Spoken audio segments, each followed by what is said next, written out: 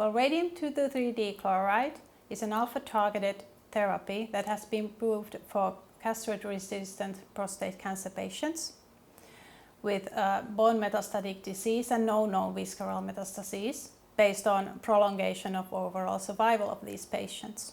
Our preclinical work has mainly focused on finding out the mode of action of radium-223 dichloride and the efficacy in several types of bone metastases.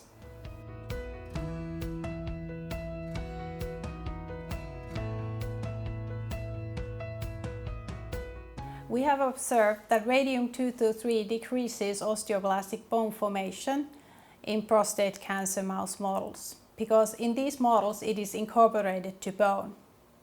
But importantly, also in osteolytic breast cancer models, it reduces the osteolytic lesions. At the molecular level, radium-223 induces DNA double-strand breaks in adjacent tumor cells and in the bone microenvironment in the disease-promoting osteoblasts and osteoclasts.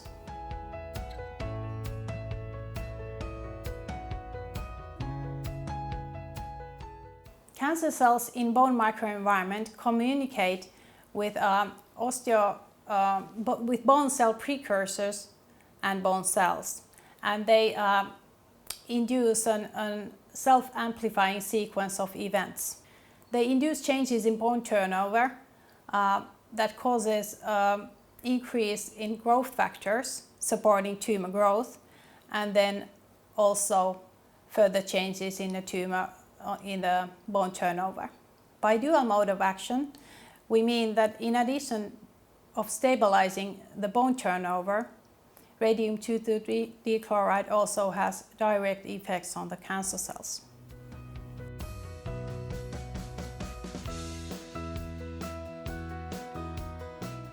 As an alpha emitter, radium-223 induces DNA double-strand breaks in the tumor cells. And these DNA double-strand breaks are difficult to repair and often lead to cell death.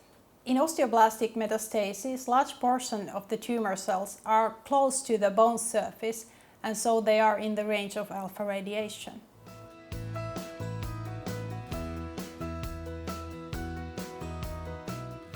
Bone metastases can be a source of secondary metastases to bone and to soft tissues. In a breast cancer bone metastasis model, we observed that radium-223 dichloride was able to significantly delay the outgrowth of micrometastases in bone. Very interestingly, we found in a prostate cancer bone metastasis model that the radium-223 seemed to inhibit visceral metastases in these mice. However, this was an additional finding in a study planned to examine only the bone growth, so it requires further investigation.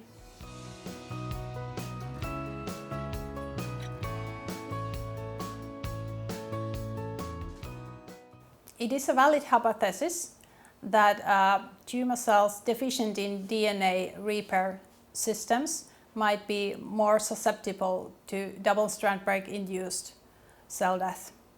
However, preclinical studies further clarifying this are ongoing.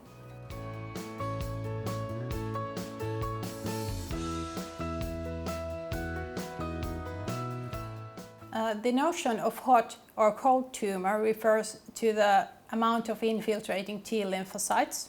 Radiation affects the tumor microenvironment so that the infiltration of the T lymphocytes is enhanced.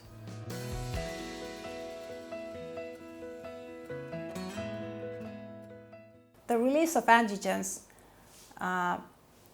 in association with pro-inflammatory signals by radiation-induced cell death, it can trigger the innate immune system to activate